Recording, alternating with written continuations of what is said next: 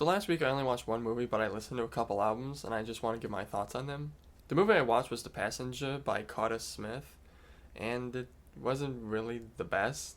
I've been on this recent binge of watching every Carl Garner movie that he's ever been in, and so far this one has been not one of my favorites. The film is this thriller where Kyle Garner's character commits a murderous rampage and brings along this one dude he works with and tries to teach him a lesson, is what I'm generally getting at with the plot, but it just feels flat. Like every step of the way he keeps explaining his motives and trying to change this other character, but it just seems very stupid. You're going, why are you doing this? It seems kind of pointless. I thought it would be interesting given how the opening had two gruesome acts in it. So I thought, oh hey, this would be an insane thriller, and it just felt kind of boring. I felt kind of bored throughout the entire movie.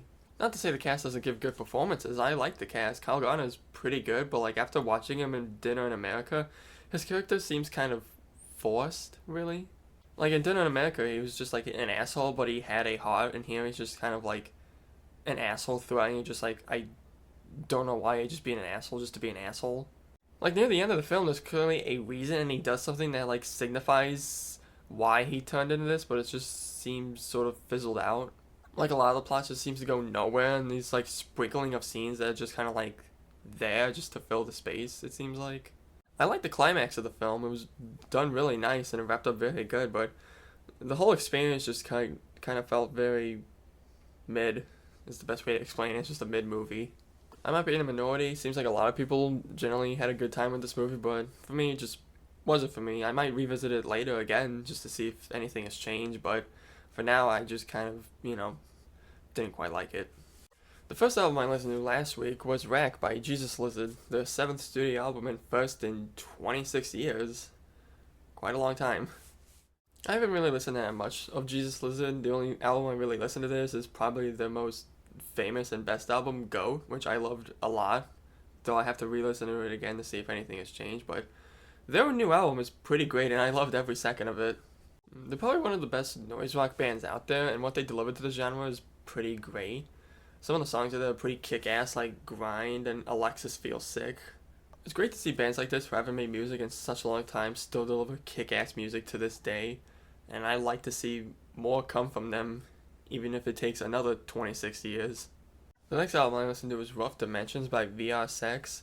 A post-punk band is the best way I could describe it, and it is a pretty fun record to listen to. The best way to describe this band is that it's probably their closest relative is probably Sisters of Mercy, if I were to give a best estimate. But the music is pretty fun. The opening track is probably the best one off the album, and it is just very catchy, very 80s synth style, 80s synth rock, and it delivers on all fronts really. When you listen to this record, you get a sense of this 80s feel, this 80s goth feel that reminds me heavily of Clan of Zymox. It's dark wave music is the best way to describe it. And I love it, frankly. I love listening to dark wave music a lot. It is so fun to listen to. And from the looks of it, this doesn't seem like a big band, but I hope they get the recognition they deserve, and more people should definitely listen to them. I highly recommend this record. And the last record I listened to, for whatever fucking reason, 143 by Katy Perry.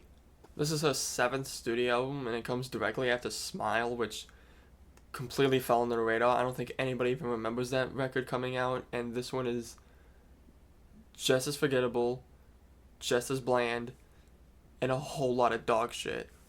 When she first dropped her first single, Woman's World, that was a hot pile of garbage the moment it came out, and I was like, I have to listen to this album just to see how garbage it is.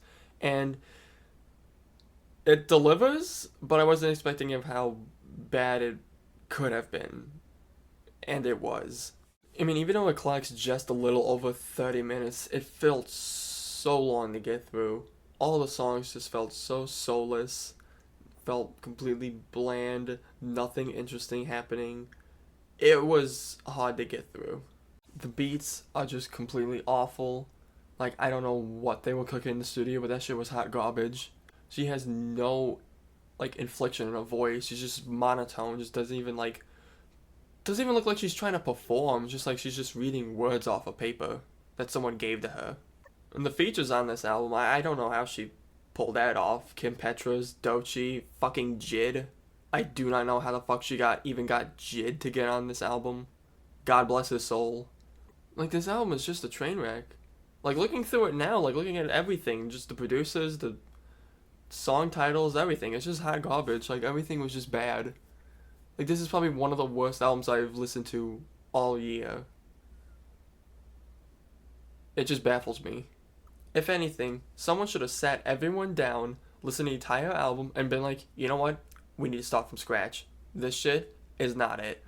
Like, I can't believe I wasted 30 minutes of my life listening to this that I can't get back. Like, I don't even know what Katy Perry's doing. Is she even trying? Like, is she trying to reclaim what she did back in the 2000s? Or what she was trying to accomplish with 2014's Witness? I think it was 2014, that is. My bad, it was 2017. I feel like her time has passed, really, in trying to make very big bubblegum pop, or just pop that's fun. A lot of other people are making pop like that are so much better. Charlie XCX released probably one of the best pop albums in recent time, and it is blowing up to astronomical heights, deservedly. If anything, I do not know where you go from here. If anything, you should just stick to just playing your old songs in Vegas like she did, or is doing now. Whatever she's doing, I don't know. So yeah, that's everything I've watched and listened to, and I just wanted to give my thoughts on them. Thank you. Bye.